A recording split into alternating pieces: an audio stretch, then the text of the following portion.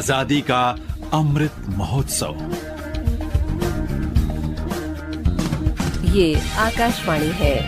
प्रस्तुत है कार्यक्रम अमृत उत्सव विकास के चरण। प्रस्तुतकर्ता Nitish Arora.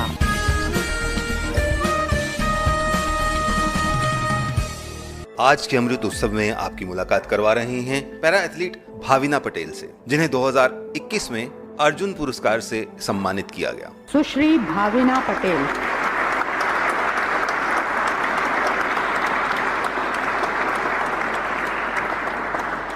Para table tennis की उत्कृष्ट खिलाड़ी सुश्री भाविना पटेल ने टोक्यो पैरालंपिक्स 2020 में रजत पदक जीता। सुश्री भाविना पटेल को वर्ष 2021 के लिए अर्जुन पुरस्कार से सम्मानित किया जाता है। सुश्री भाविना पटेल। भाविना पटेल का पूरा नाम भाविना हसमुख भाई पटेल है। उनका जन्म 6 नवंबर 1986 को गुजरात के मेहसाना नामक जिले में हुआ। भाविना के गांव का नाम सुधिया है।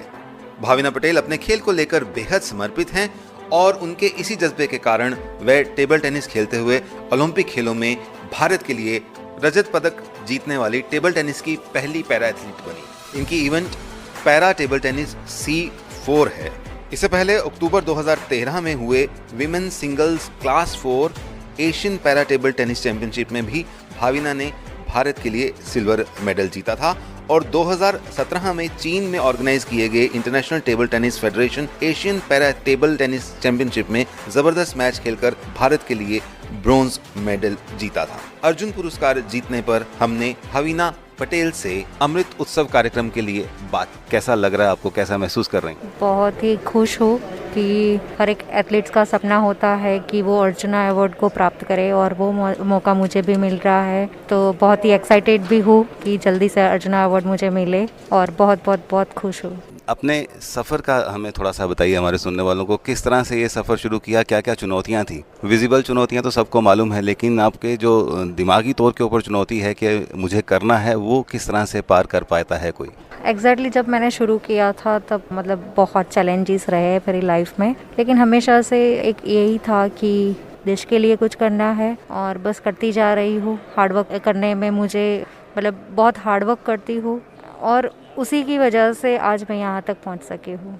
वैसे तो प्लेयर कभी गिव अप नहीं करता, लेकिन क्या कभी इस सफ़र में आपको ऐसा लगा, कभी थकावट या कुछ ऐसा दिमाग में आया कि नहीं मैं क्यों कर रही हूँ, और उस समय आपने कैसे चैलेंज किया खुद को?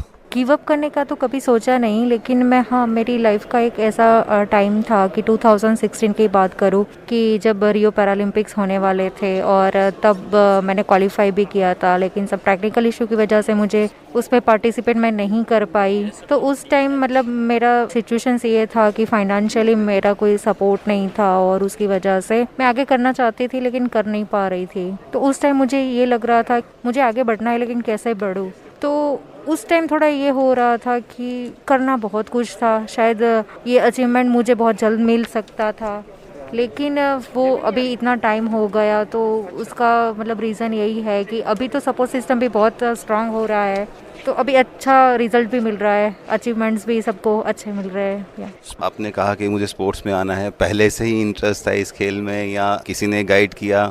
एग्जैक्टली मैं अहमदाबाद के ब्लाइंड पीपल एसोसिएशन में ITI का कंप्यूटर सीखने के लिए आई थी और वहाँ पर मेरे बहुत सारे फ्रेंड्स थे जो टेबल टेनिस खेलते थे और उन लोगों को देख के मुझे भी मोटिवेशन मिला और मैंने सोचा कि मैंने खेलना शुरू किया, फिटनेस भी मुझे वो संभालना था, तो ऐसा ही मैंने स्टार्ट किया। और जैसे जैसे मैं टेबल टेनिस खेलती गई मुझे ऐसा लगा कि नहीं, मुझे मतलब अभी और आगे खेलना है और आगे प्रोफेशनल लेवल पर सोचना है और बस मेहनत करती गई। और आज एक अच्छे इक्विपमेंट के लिए हमेशा दिक्कत रहती है खिलाड़ी को, क्योंकि कॉस्टली होता है, कुछ होता है, लेकिन आपके लिए चैलेंजेस ज़्यादा थे, चेयर का अरेंजमेंट करना, इन सब को कैसे मीट किया पर्सनल लेवल पे, या ऐसा भी था कि बहुत से क्वार्टर्स से हेल्प भी आई? एग्जैक्टली मैं ये बताऊँ तो मुझे सारे सपोर्ट, मैं जब टोक्यो पैरालंपिक्स में क्वालिफाई हो गई उसके बाद सपोर्ट सब मिलना शुरू हुआ है। तब तक तो मैंने खुद अपने बलबूते ही सारा मतलब कॉस्टिंग सब अपने ही उससे किया है।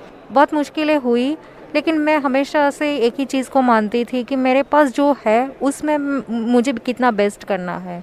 हाँ मैटर करते हैं वो चीज़ें, लेकिन अगर आपका दिमाग स्ट्रांग है तो कोई भी चीज़ें मैटर भी नहीं करती है, उससे फ़र्क भी पड़ता है, आपकी गेम पे इफ़ेक्ट होती है।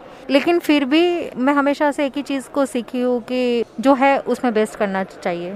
अभी इसके आगे कितना स्पोर्टिंग करियर अपना देख रही हैं आप, क्या टारगेट्स रखे हैं आगे? Olympics, para Olympics is the best, लेकिन 4 साल फिर आएंगी, उसके आगे क्या सोच रखा है? क्या बाकी यंग एथलीट्स को जो चैलेंज हैं उनको भी आप अपने फोल्ड में लेकर आएंगी, ज़्यादा बच्चों को इनकरेज करेंगी? यस डेफिनेटली, मुझे बहुत सारे ऐसे लोगों को आगे लेके जाना है और वो उस तरह लेके जाना है कि जो चीज़ें मैंने फेस की है, जो प्रॉब्लम्स मैंने फेस किए वो उन लोगों को ना हो और वो लोग अच्छे से मेहनत करें और आगे जाए। यस, मैं वैसे लंबी रेस का घोड़ा हूँ, ऐसे बहुत जल्दी छोड़ नहीं दूंगी, क्योंकि खेलना वो मेरा मतलब अब तो पैशन बन गया है। जैसे मैंने मतलब ये सुना है कि हमारे इंडिया में 2036 में पैरालंपिक्स और ओलंपिक्स होने वाले हैं, तो उस दिन का मैं वेट कर रही हूँ कि हमारे इंडिया से वो ऑनर हो और उसमें मैं पार्टिसिपेट करूँ। बहुत बहुत बधाई आपको। और अब हम देख रहे हैं कि पूरा एक रिकग्निशन और नेशन का स्पोर्ट, आम आदमी का स्पोर्ट बहुत ज़्यादा है। और मज़े की बात यह है कि इतना समय हो गया टोक्यो ओलंपिक से आने के बाद, फिर भी अभी वो एब नहीं हुआ है, अभी भी कुछ ना कुछ इवेंट्स चल रहे हैं, कहीं ना कहीं किसी ना किसी फोरम पे बुलाया जाता है। तो ये कैसा लग रहा है आपको? इससे कितना फ़र्क पड़ता है खिलाड़ी के मोटिवेशन? यस, ये बहुत मतलब एक बदलाव है, क्योंकि इतना फेम पहले कभी नहीं मिला था, इतना नाम कभी नहीं मिला था। हर एक स्पोर्ट्स को ही देख लीजिए, इतना मतलब सबको प्यार और सम्मान मिल रहा है, तो ये बहुत ही अच्छी बात है। ये सबसे पहली ये एक पहल है। और पैरालंपिक्स में तो इतने टाइम के बाद पहली बार 19 मेडल्स आए हैं, ये अपने आप में ही एक बड़ी बात है। तो येस, ऑफ कोर्स इससे बहुत फ़र्क पड़ा है और बहुत सारे चेंजेस भी आ रहे हैं। Any message that you want to give to younger players जो चैलेंज हैं और कहीं ना कहीं पीछे रह जाते हैं किसी ना किसी कुंठा से कि मैं नहीं कर पाऊंगी, किसको अप्रोच करूं, कहाँ जाऊं, क्या मैसेज देना चाहेंगे? किस तरह से आगे बढ़ें लाइफ में? उनको मैं एक ही बात बोलना चाहती हूँ कि आप जिस फील्ड में भी आगे बढ़ना चाहते हैं, बस हार्डवर्क करिए और अपने आप पे बिलीव रखिए और मेहनत करिए, इस कदर करिए कि आपको किसी को भी सम्मान देने के लिए मजबूर इतना बना दीजिए कि वो आपके पास सामने से आए। बहुत सारी चीज़ें ऐसी होती है कि आप उसके पीछे भागते हो, लेकिन आपके पीछे सबको भगाओ, मैं तो ये बोलना चाहूँगी। क्योंकि आप मेहनत ही इतनी करिए, आप अपने आप को कमज़ोर क्यों बना रहे हो? मुझे वो समझ में नहीं आ रहा। मेहनत करने से कभी डरना नहीं चाहिए और अपने आप पे विश्वास ज़रूर रखना चाहिए। डेफिनेटली आप जो पाना चाहते हो डेफिनेटली पा सकते हो। अच्छा, अब एक तो रेडियो के हिसाब से प्रश्न कि अपने आप को मोटिवेट क्या करती हैं? म्यूज़िक सुनती हैं, गाने सुनती हैं? कौन सा गाना फेवरेट है, कौन सा गाना है जो मोटिवेट करता है? गाने तो मैं बहुत सुनती हूँ, क्योंकि मैं सिंगिंग की शौकीन भी हूँ, लेकिन यस, कुकिंग भी करती हूँ मैं, तो उसे भी मुझे मतलब अच्छा लगता है। खासकर जब भी मुझे परेशानी होती है तो मैं मेडिटेशन ज़्यादा करती हूँ, तो मैं रिलैक्स बहुत उसी से फील करती हूँ। फेवरेट सॉन्ग नहीं बताया आपने? पुराने गाने मुझे बहुत पसंद है और मेरे घर में मतलब मैं घर में होती हूँ तो ज़्यादातर पुराने गाने ही बजते हैं, तो बहुत सारे ऐसे है कि जो मुझे पसंद है। ऐसा कोई पर्टिकुलर ऐसा कुछ खास है नहीं। जिंदगी हंसने गाने के लिए है पल, दो पल, इसे खोना नहीं, खो के रोना नहीं, इसे खोना नहीं, खो के रोना नहीं। जिंदगी हंसने गाने के लिए है पल, दो पल।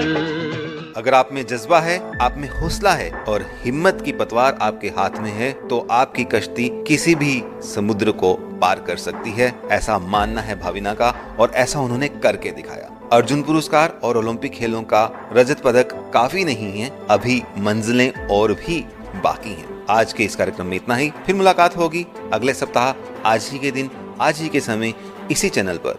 जय हिंद। आजादी का अमृत महोत्सव। अभी आप सुन रहे थे कार्यक्रम अमृत उत्सव विकास के चरण। प्रस्तुतकर्ता नितिश अरोड़ा।